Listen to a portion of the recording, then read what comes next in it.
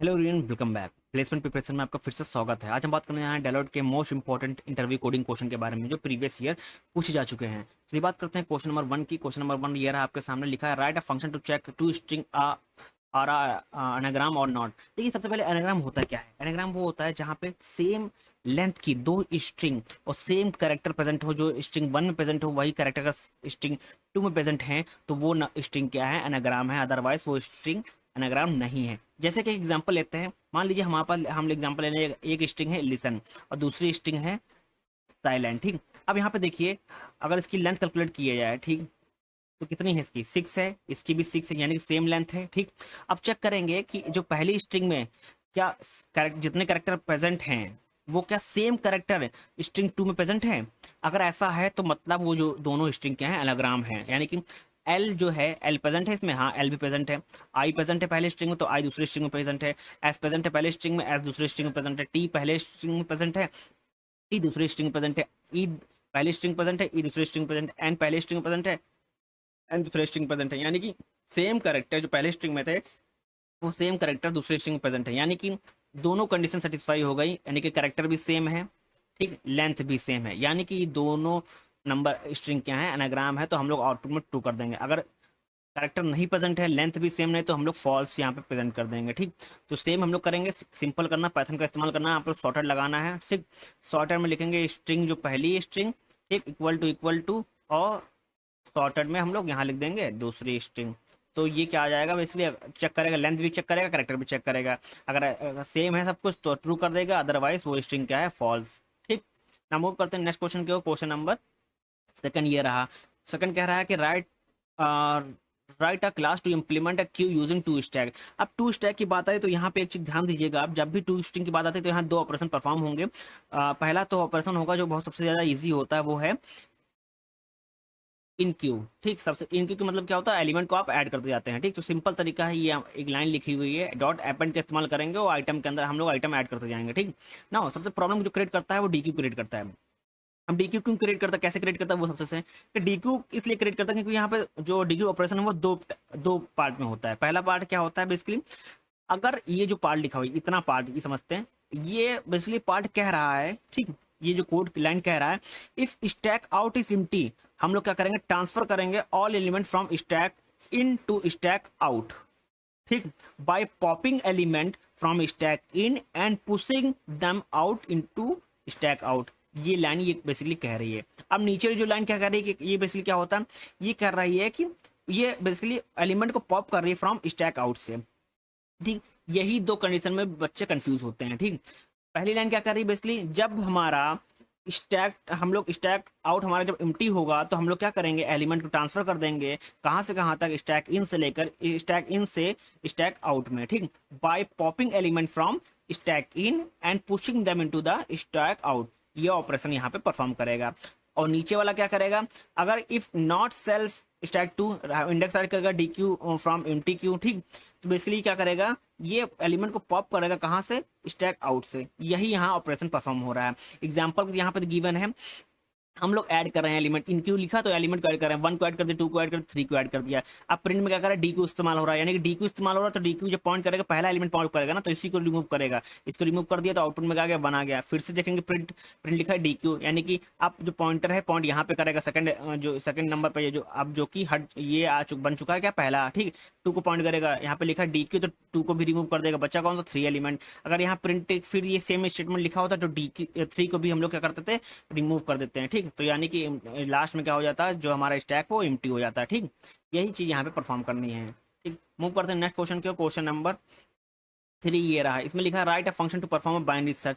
Binary search basically बहुत easy है। सबसे पहले क्या करेंगे, हम लोग के पास जो भी अरे वो होगी, ठीक, लिस्ट होगी, उसको क्या कर लेंगे, सबसे पहले सॉर्ट कर लेंगे। ठीक, सबसे पहले सॉर्ट कर लेंगे, जो भी हम लोग एरे होगी उसको हम लोग सबसे पहले सॉर्ट कर लेंगे, यानी कि असेंडिंग ऑर्डर में कर लेंगे। असेंडिंग ऑर्डर करने के बाद पहला एलिमेंट प्लस लास्ट एलिमेंट को पिक करेंगे, उसको दो से डिवाइड कर देंगे। जैसे दो से डिवाइड करेंगे तो हमको मिडिल एलिमेंट मिल जाएगा, यानी कि हमको मिडिल नंबर मिल जाएगा। ठीक, आप चेक करेंगे मिडिल एलिमेंट, ठीक, अगर इक्वल है जो चीज़ हम लोग सर्च कर रहे हैं तो हम लोग क्या कर देंगे, रिटर्न कर देंगे मिड को। ठीक, अगर जो मिडिल है, ठीक, वो लेस देन जो हम लोग सर्च कर रहे हैं तो हम लोग क्या करेंगे, लेफ्ट हैंड साइड में मिडिल को बढ़ाते चले जाएंगे। ठीक, अगर जो मिडिल्स हम लोग ढूंढ रहे हैं वो ग्रेटर देन हो गया किसी सर्च के, तो हम लोग राइट हैंड साइड में मिडिल को एक माइनस करते चले जाएंगे। यहाँ पे प्लस करते हैं, माइनस करते हैं, से यही कॉन्सेप्ट को हमको इम्प्लीमेंट करना है इसमें। ठीक है, बाइनरी सर्च का कॉन्सेप्ट अगर पता है तो बहुत ईजी हो जाएगा। हमने इसीलिए कोडिंग फॉर्म में यहाँ पे कर रखा है। हम लोग लेफ्ट राइट को जीरो लिखा है, लेंथ ले लिया बेसिकली। सबसे पहले कैलकुलेट करेंगे, length less than equal to right है तो हम लोग क्या करेंगे, लेफ्ट और प्लस राइट को यानी कि फर्स्ट एलिमेंट लास्ट एलिमेंट को ऐड करके डिवाइड बाय 2 कर देंगे तो हमको मिडिल मिल जाएगा। अगर जो मिडिल है जो सर्च कर रहे हैं टारगेट, यानी सर्च टारगेट का मतलब क्या होगा, जो एलिमेंट हम लोग सर्च कर रहे हैं वो इक्वल है अगर मिडिल के, तो हम लोग मिडिल को रिटर्न कर देंगे। अदरवाइज चेक करेंगे कि अगर मिडिल जो एलिमेंट है लेस देन है टारगेट के यानी कि सर्च के, तो हम लोग क्या करेंगे, left equal to middle plus 1 कर देंगे।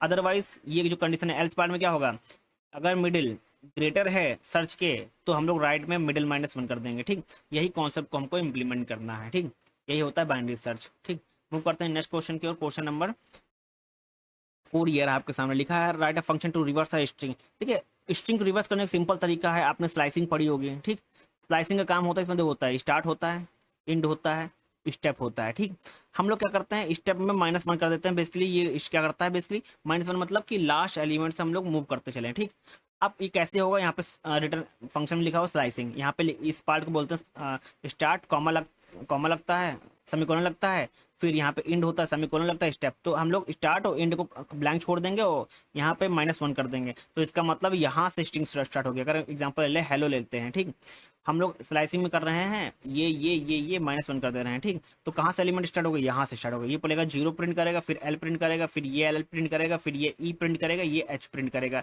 तो हमारी जो स्ट्रिंग होगी ये आएगी OLLEH, ये स्ट्रिंग आई है। ठीक, स्लाइसिंग का इस्तेमाल करेंगे फंक्शन पाइथन के अंदर, बहुत ईजी से हम लोग फंक्शन स्ट्रिंग को रिवर्स कर सकते हैं। ठीक, नाउ मूव करते हैं नेक्स्ट क्वेश्चन की ओर। क्वेश्चन नंबर 5 ये रहा आपके सामने। ठीक, लिखा है, write a function to check if a string is palindrome और नम।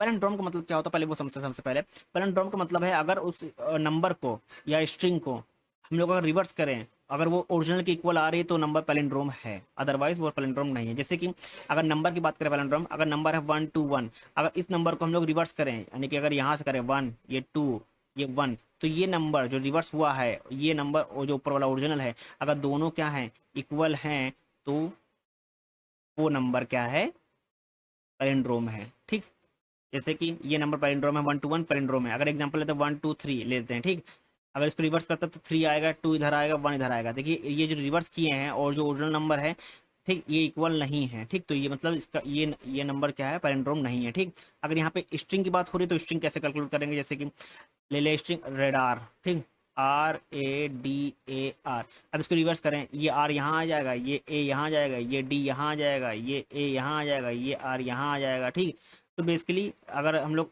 ये सबसे पहले क्या करेंगे, जो स्ट्रिंग होगा उसको शॉर्ट कर लेंगे। ठीक, या अपर केस में लोअर केस में। ठीक, अगर इसको ये लोअर केस में, ये भी लोअर केस में आ गया। ठीक, देखिए ये रेडार जो है रिवर्स स्ट्रिंग ओरिजिनल स्ट्रिंग की इक्वल आ रही है, तो यानी कि रेडार हमारा क्या है, पैलिंड्रोम है, तो ये आएगा ट्रू आ गया। और डायलॉट का अगर चेक करें तो यहाँ पे डायलॉट को लिखते हैं अगर,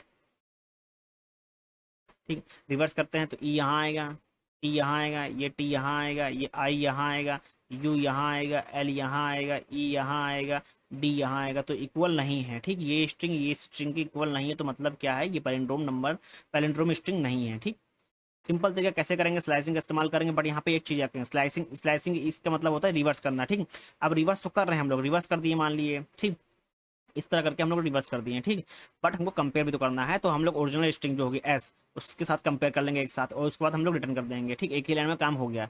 हम लोग ने क्या किया, इसको रिवर्स कर रहे हैं और साथ साथ में ही एक ओरिजिनल नंबर लेकर यहाँ पे इसकी हेल्प से, डबल इक्वल टू की हेल्प से हम लोग कंपेयर भी कर रहे हैं। ठीक, तो हमको एक ही लाइन में पता चल गया नंबर जो स्ट्रिंग पैलिंड्रोम है कि नहीं है। ठीक, ना मूव करते हैं नीचे नेक्स्ट क्वेश्चन।